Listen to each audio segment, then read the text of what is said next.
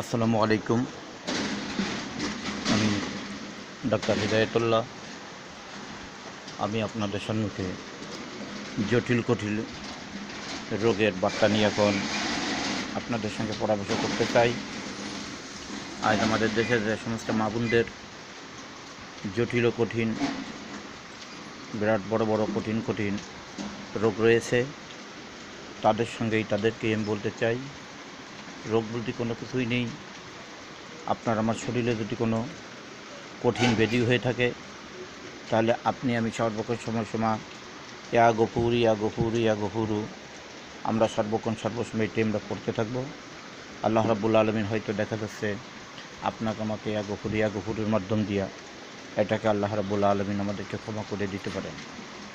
আর বেশি করে তওবা করতে হবে। যে সমস্ত মা বোনদের জরায়ুতে ডিস্টার্ব হয়েছে, বসতে পারেন না, উঠতে পারেন না, শুতে পারেন না, সর্বসময় ব্যথা করে, টাটায় চিল্লাই এবং হাতে পায়ে জ্বালা করে, হাত পায়ে ব্যথা, বুকে ব্যথা, মাথা ব্যথা, যন্ত্রণা করে, প্রত্যেকটা লোকের জন্য আমাদের তওবা অনিবার্য।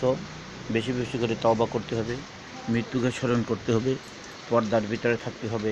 যদি আমরা এইগুলো সঠিকভাবে করতে পারি, আল্লাহ তাআলা হয়তো আপনাকে আমাকে মাপের ব্যবস্থা করতে পারে।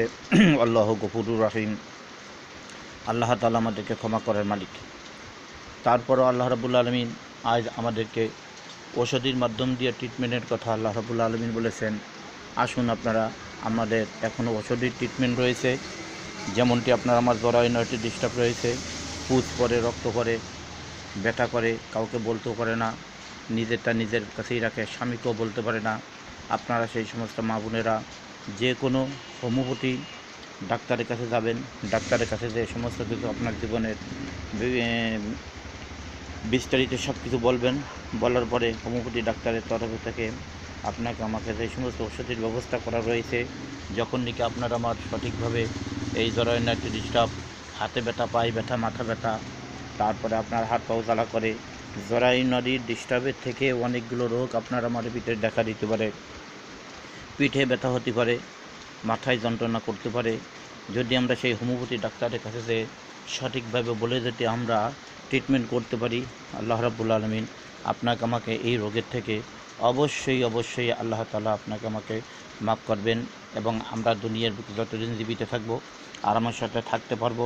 আপনারা হোমিওপ্যাথি ডাক্তারের কাছে যাবেন, অথবা কিছু ওষুধ আছে, এই ওষুধগুলো যদি আপনারা শিক্ষা করে রাখতে পারেন, এই ওষুধগুলো যদি আপনারা কিনে খেতে পারেন, ভক্ষণ করতে পারেন, তাহলে আপনার আমার শরীর থেকে এই সমস্ত রোগগুলো বিতাড়িত হয়ে যাবে।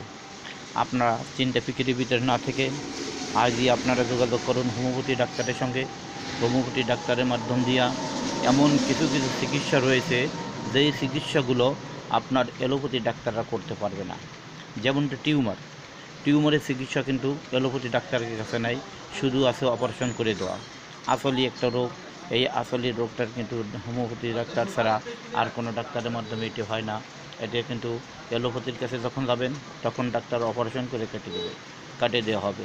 এরকমভাবে আপনার পেটের ভিতরে টিউমার আছে, এই টিউমারের চিকিৎসা হচ্ছে আপনার হোমিওপ্যাথি ডাক্তারের দ্বারা, কিন্তু অ্যালোপ্যাথির দ্বারা গেলে আপনার অপারেশন করবে, কাটে দেবে। অ্যাপেন্ডিসাইটিস যেটা আছে, অ্যাপেন্ডিসাইটিস বলতে কোনো রোগ নেই, একটা মাত্র নাড়ি বাড়তি আছে। এই যখন আপনার অ্যাপেন্ডিসাইটিস হবে, পেট ব্যথা করবে। এই পেট ব্যথার জন্য যদি আমি হোমিওপ্যাথি ওষুধকে নিয়মিতভাবে 2 মাস সেবন করতে পারি, তাহলে আপনার অ্যাপেন্ডিসাইটিস আপনাদের দূর হয়ে যাবে। আমরা এটা করার জন্য আমরা সর্বসময় ইনশাআল্লাহ চেষ্টা করব, এবং আমরা সঠিক ডাক্তারের কাছে যেয়ে সঠিক নির্ণয় করে আপনার আমার রোগের কথা বলে আমরা এই ওষুধগুলো খাওয়ার জন্য চেষ্টা করব। আল্লাহ রাব্বুল আলামিন আমাদেরকে সমস্ত রোগের থেকে মুক্ত করে দুনিয়ার বুকে যতদিন জীবিত থাকি নামাজ, কালাম, হজ, যাকাত ইত্যাদি আমরা সব কিছু করতে পারি, ছেলেমেয়েদেরকে ইলমে-দ্বীন শিক্ষা দিতে পারি, নিজে ইলমে-দ্বীন শিক্ষা করতে পারি, শেখাইতে পারি। আল্লাহ আমাদের সেই তৌফিক দান করুক। আমিন।